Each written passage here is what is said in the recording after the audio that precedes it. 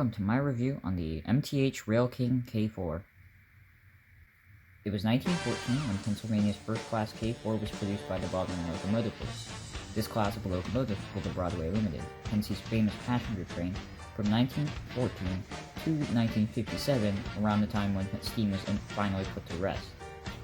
There are two surviving Pennsylvania K4s to this day. One is number 3750, which is sitting outside of the Railroad Museum of Pennsylvania. The other one is number 1361, which was restored at one point for excursion service in 1987, but unfortunately was put out of service the following year due to many issues it was having. FRA made new safety standards which ruined the chance of another restoration due to it not being compliant. So not much is really going on with 1361. I think there's a restoration going on where they're going to be recreating a new boiler for it, which will allow it to be FRA compliant, and we'll get a really cool restoration of 1361. Now what I have here is the MTH Railking K4. It was revealed in the AK Spring 1997 catalog and delivered in October of 1997. The engine comes with QSI's Protosound 1 sound system. It also comes with a precision flywheel motor. A nice feature it also has is the protocoupler, which I will get into in a little bit when I go demonstrating the engine. The engine is also compliant with 027 curves, so you really shouldn't have any issues with running it on any curves, to be honest, because I mean, it is a semi-scale engine, so yeah, it will pretty much run on anything. Now I'm gonna go on to the details. So on the pilot, we don't have much, just a little molded in coupler that's not even usable. It's just there for detail, and I don't know why semi-scale models do this. I really dislike it when they do this because it doesn't allow for a double heading. You have to make like your own adapter for it, which I'm probably gonna do, and I don't want to get rid of this because one, it'll devalue the model, and it'll look weird too because there will probably be some weird metal markings here. And I'm honestly just gonna leave it and make an adapter so the coupler like sticks out here, which I think will be pretty cool. We could have like a cool double header with one of my other steam engines. On the front of the boiler, we have the keystone with 1361 written on it. Yeah, my model is based after 1361. Not the most accurate looking 1361. I mean, like it seems to have taken after the original design for the K4s, which were much more sleeker looking and didn't have much stuff going on on them. So yeah, this is more of like the older K4 design. This is not really what 1361 was. A much newer K4 design, so it doesn't have the same details as what 1361 should have, but it doesn't bug me. I still really love this engine. So if we go up here, we have a operating headlight, and these fake number boards here, they don't even have numbers on them. We have some operating marker lights on both sides. Yeah, they do actually light up. From the same LED, I believe. There's an LED inside that will light up both the marker lights, and I'm pretty sure the bulb for the headlight is separate. So the headlight has its own bulb, and the marker lights have its own LED. Right back here, we have the smokestack. Nice little smokestack, and it is removable, so you can easily put down smoke fluid down the stack, which is nice. I like that a lot. Just put it back easily. We have a little separately applied bell. Nothing special, it doesn't swing, it's just a little detail here. A sand dome, separately applied whistle, and another dome. Two pop-off valves, and then, yeah, now onto the side of the engine, we have a nice separately applied handrail that goes all the way back to the cab. I assume this is supposed to be like a fake legible builder's plate, but I'm not sure. I think that's what it is. I think that's what it's trying to pretend to be. But honestly, it's just like a bulge in the shell made to look like a legible builder's plate. We go down below, we have the piston, or the cylinders. The front trucks are good. We have some nice detailed side rods and a nice detailed back truck. The cab is very nice too. No clear plastic inserts or anything. It's just a little hole in the side of the cab. But it is detailed a bit nicely, and I like it. We have a crisp 1361 right here. And yeah, on the back of the cab, on the back head, not much going on here. Just just some really nice. It's really, you know what? I'm gonna be honest. For 1997, this is really good backhead detailing. It is a shame that they didn't really add any like chair figures or engineer and fireman figures. I'm probably gonna do that myself for a bit more realistic look.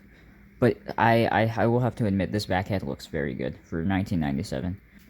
Okay, onto the tender. We have a crisp Pennsylvania on the side of the engine with some rivet detailing, which is very nice. We have some molded in steppings here. On the front is coal hatch, I believe, where the coal, you could open this up and the coal would flow out, but it's molded in. It will not open. Here we have the tether that hooks up to the engine. We have the drawbar right here. Up here is a metal coal load. It's nothing too bad or special. It's just a metal coal load. Nothing. It's a bit too glossy at times and or shiny. Really, I really feel like they should have like dulled it out a bit. But it's fine. I think it's fine personally. We have on the back we have a water hatch and molded in ladder too. These will not open. They're molded in as well. And here we have a little platform here for drivers and conductors and engineers, or whoever really steps back, who would ever really step back here. Here is the proto coupler. Now what that means is this coupler can actually be fired manually, which I thought was pretty cool. And yeah, you'll get to see that in a little bit. Now I'm gonna go over how to open up your engine. You know, some people tend to be like, they have issues with their engine, they want to open it up, they want to see if they can fix it themselves, but you know, they're too uncomfortable to do it themselves, and I want to show you how easy it is to do, and what you can expect to find inside of this engine. So, we're going to start with the beginning. We have one screw here. This is the first screw that you're going to need to unscrew. You move the front truck this way now. Here's the second screw right here. On the back. There's another screw right there. Right there. And there's another screw right here. Those are the 4 screws that you're going to need to unscrew. And I'm going to do that right now. So let me do that.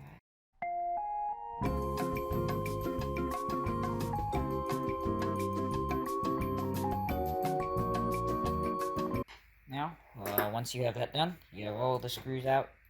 All you have to do is just grab it by the, I would say the wheels, and just pull up. It'll slowly move out into place. The shell's really brought it on. And you can lay it down like this.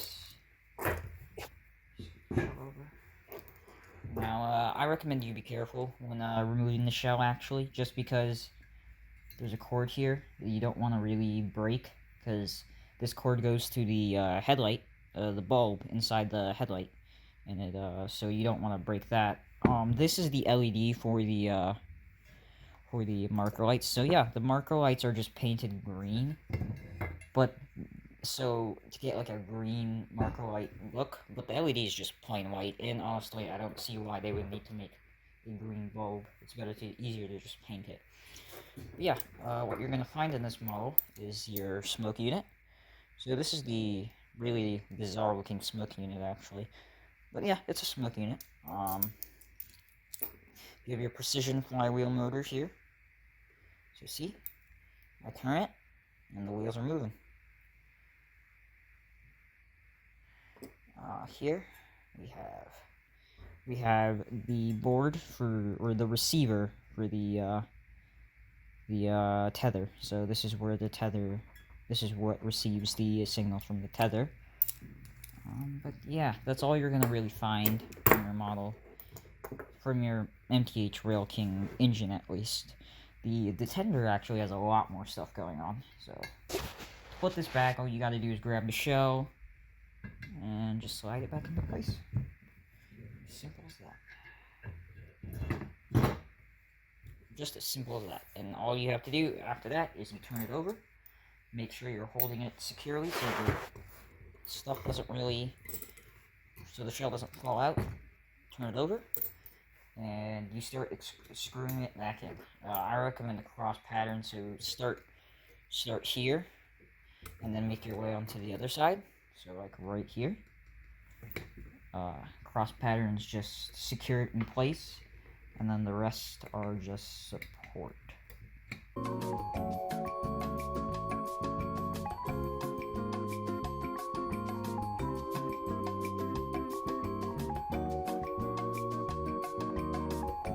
So yeah, this is very easy to do. You just turn it over now, and now the frame doesn't drop. Screw it back in. So yeah, this is fairly easy to do. Nothing like too crazy or anything. Yeah.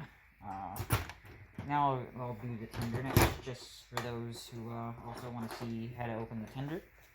So let me go like that. So here's the tender. It's a very nice tender, actually. And it's going to be relatively the same as the actual engine. Four screws at each end. One screw's right there. You have another one right here. Another one right here. And another one right there. Right there. All you're going to do is, again,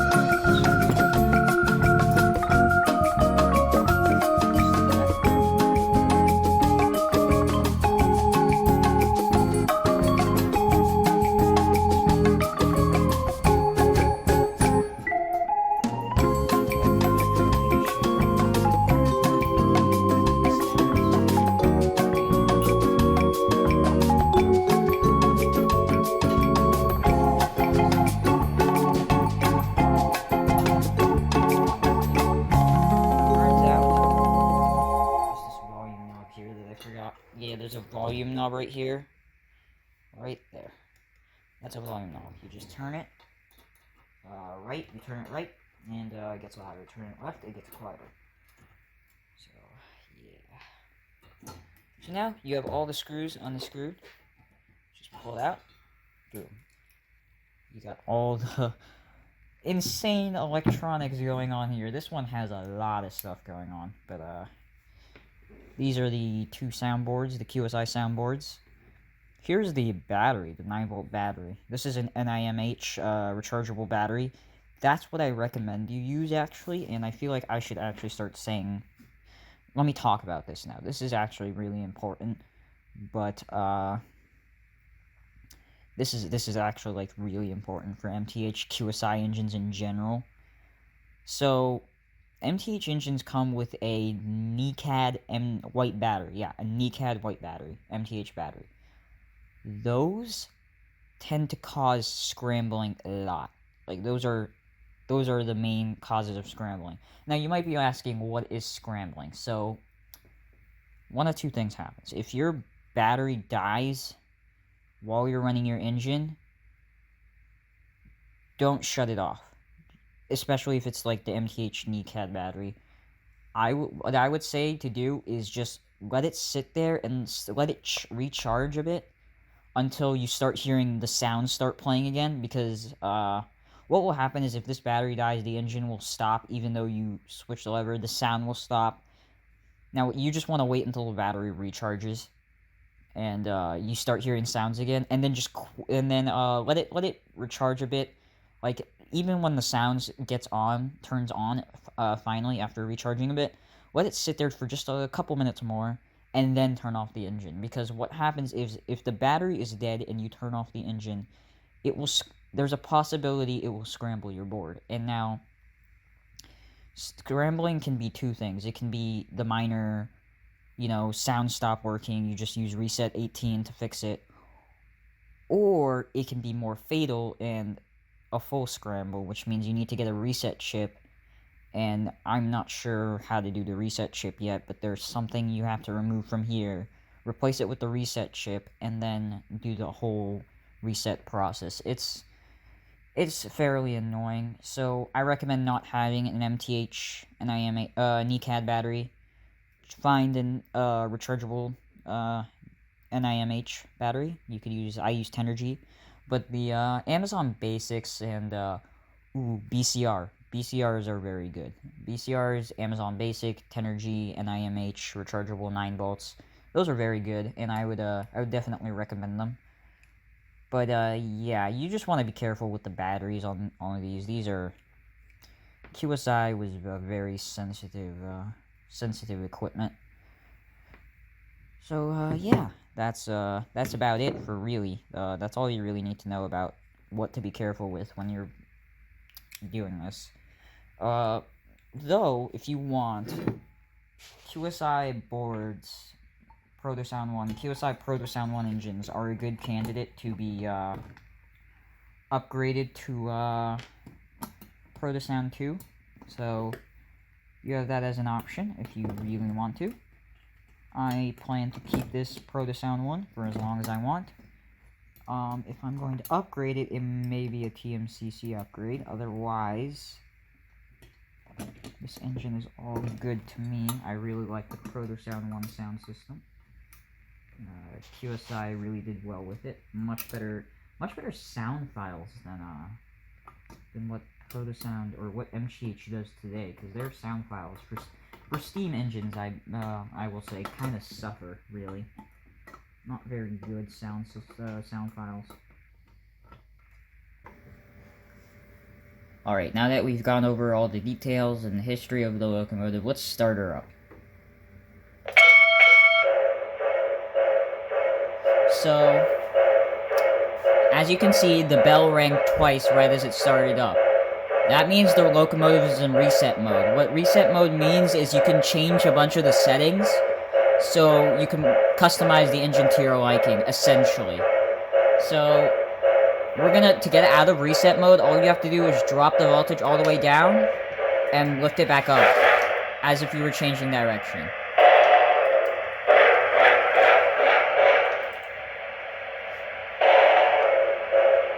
So, I wanted to go over the reset mode first, just because the reset mode requires you to turn on some things if you want to get full capabilities out of your engine.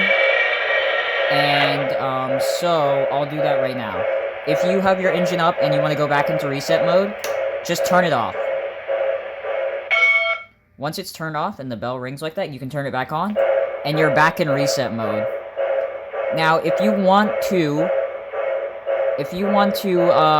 reset the engine entirely, make sure everything is put to factory defaults, you want to do reset 18. How reset 18 works is I'm going to show you. Now, on your transformer, what you're going to want to do is you're going to want to lower the voltage and then raise it quickly. And every time you hear a hiss sound effect or a clanking, more of a hiss, that's how you know that you went into one reset mode. So, if it hisses once, that's reset 1. If it hisses again, reset 2. Here, I'll show you. So, I'm going to do this 18 times. 1, 2, 3, 4, 5, 6, 7, 8, 9, 10, 11, 12, 13, 14, 15, 16, 17, 18. Now, this is how you know it's in reset 18 mode, when it does 3 clinks and 3 clanks. Once you're in the reset 18, or no, sorry, not reset mode, this is how you know you're in reset 18, because there's 3 clinks and 3 clanks. Once you're in reset 18, all you have to do is hold the whistle button until you hear a garbled bell. So watch, I'm going to hold the whistle button. That means everything has been set to factory defaults. Now, what you do after that is all you have to do is lower the voltage all the way down, and then raise it back up. And everything's back to factory. Everything's back to factory defaults now. So, I want to show you guys another feature that I learned about, Now, as you can see, if I press the bell button, the bell plays. If I press the whistle button, the bell plays. Now, you might be wondering, why is this? Well, it was made for those who had transformers like this with only a whistle knob, and you were able to use the whistle knob to play the bell when idle. So it's very nice. But I already have both a whistle button and a bell button, so I wanna be able to blow the whistle while idle. Now to do this, go back into reset mode. So now that we're back in reset mode, we have to go to reset 25, I believe. Yes, reset 25. So we're gonna have to do this 25 times. So 1, 2, 3, 4, 5, 6, 7, 8, 9, 10, 11, 12, 13, 14, 15, 16, 17, 18, 19, 20, 21, 22, 23, 24, 25. Now that's how you know you're in reset 25, which is to change the whistle mode. Now to change the whistle mode, all you have to do is press the whistle button. And when you get 2 bells, so there's only 2 options. So there's 2 bells, 1 bell. 1 bell means whistle idle is off. 2 bell means whistle idle is on. That means I can blow the whistle while idle. So I'm gonna cut power off again. Move. We're gonna go back into idle.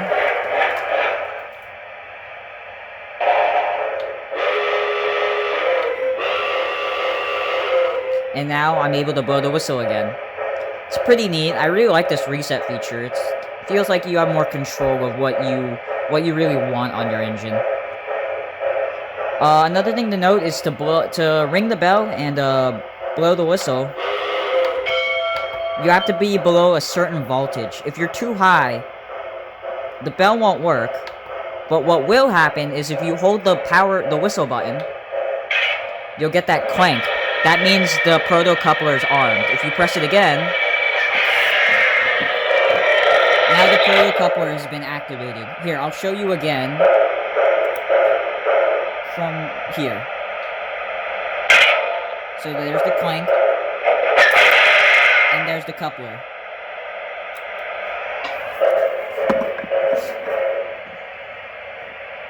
So now, here, let me blow the whistle for you guys. Oh.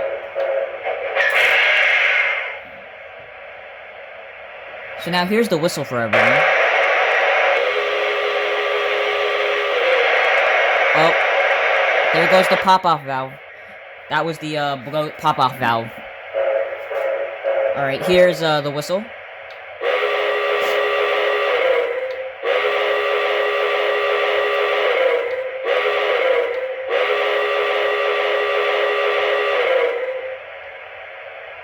Alright, well, here's the bell.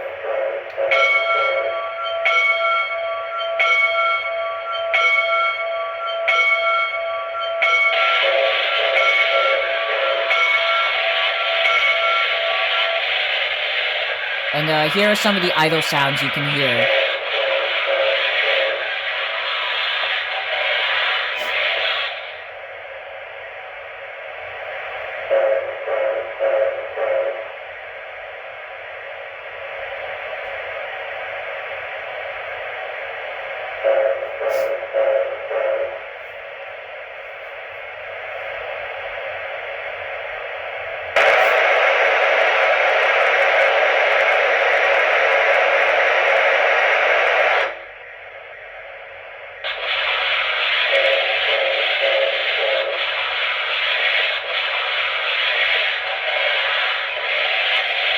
So yeah, those are the idle sounds that you can hear while operating this engine.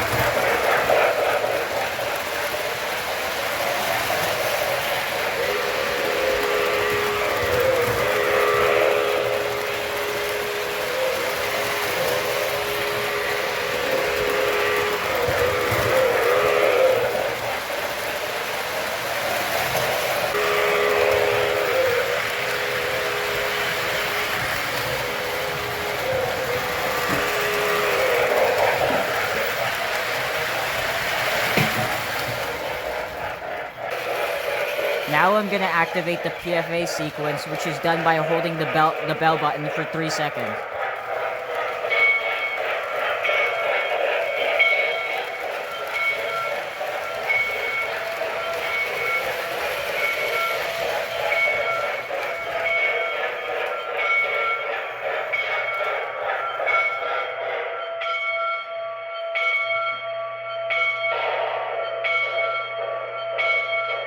Arriving on track 1, the Broadway Limited. Watch yourself, baggage to the right.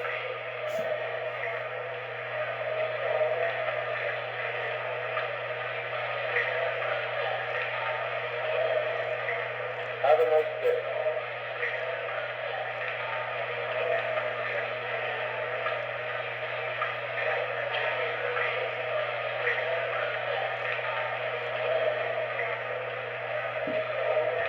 Baggage to the right.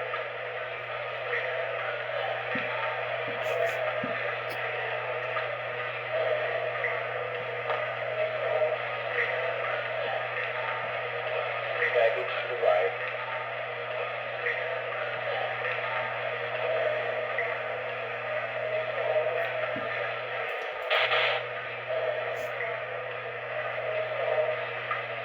Now boarding on track 1, the Broadway Limited.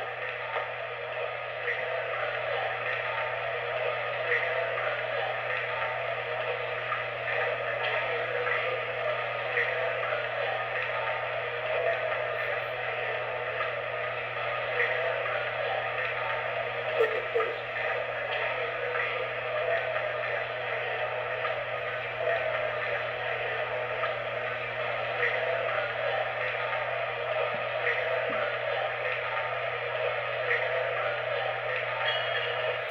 Aboard!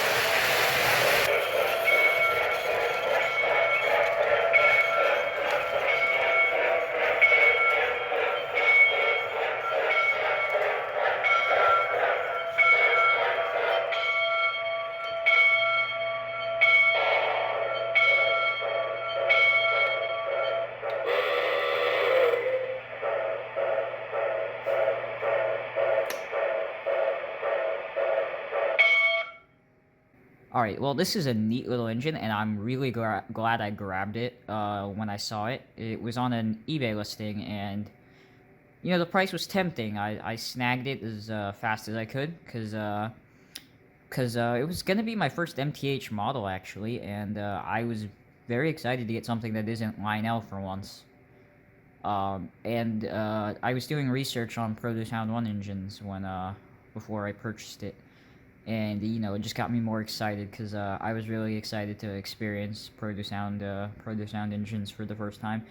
And it did not disappoint whatsoever. This is probably one of my best models that I have so far. Probably way better than any of my other models. Yeah, it's so well detailed. The sound system is just phenomenal. And for 1997, this is probably some really, really eye-catching stuff. I mean, so yeah, this is a great model, and I would definitely recommend it to those who definitely have like a limit on their if you really like semi-scale traditional styled engines, if you have a really low curve limit, MTH Railking is really the way to go. They have really well detailed engines. They really almost accurately depict most models. I know the more newer MTH Railking is more realistic and accurate, but they still keep the traditional aspect. But Proto Sound engines from the 90s still do really well for from the time it's from. So yeah, I would definitely recommend picking those up. Yeah. Uh, yeah, this was a fun review to do, and I'm definitely going to be doing more. I hope you enjoyed. See you guys on the next video.